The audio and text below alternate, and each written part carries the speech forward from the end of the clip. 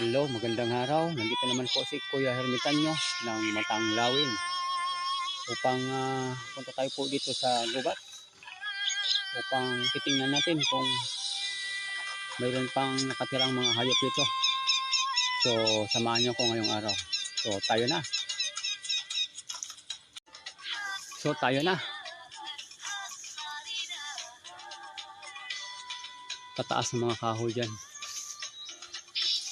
Doble ingat lang tayo dito. Taganood.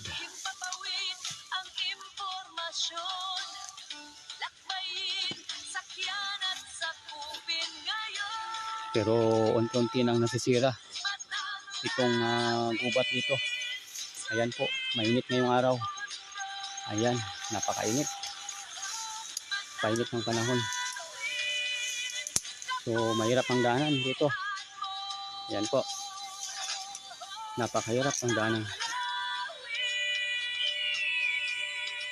Nakataas ng mga puno dyan. Sana may makita tayong hayop pa dito. O mga ibon. Po.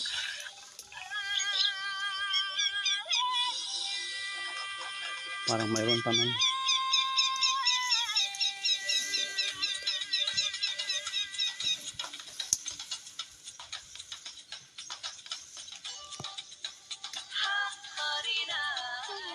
Daanan dito.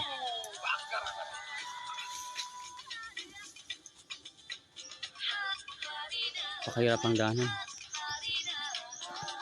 So,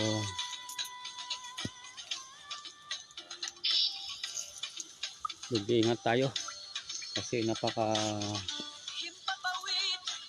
napakalaki ang mga damo.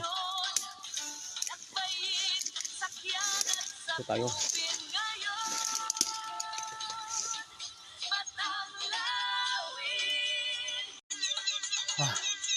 Pagod. Nandito po tayo sa napakalaking puno. Ito. Malaki po ito. Yan. Yan. Napakataas po yung punong ito. Ito po yung mga bunga niya, guys. Yan po. Ayan. Pagod talaga. Hindi natin nahabol yun. So, dito na tayo. May ibon dyan. Ano po tayo ng ibon?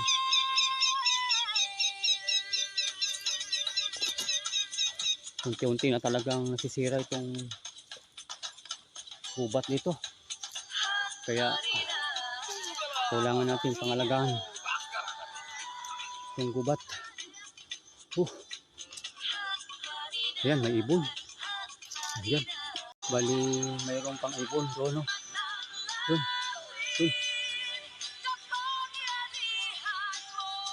Ayan po, gumagalaw. Ayan. Ayan. Ayan po.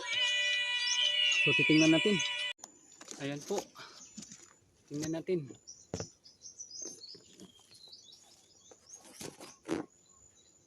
Ayan po. Ayan po sila.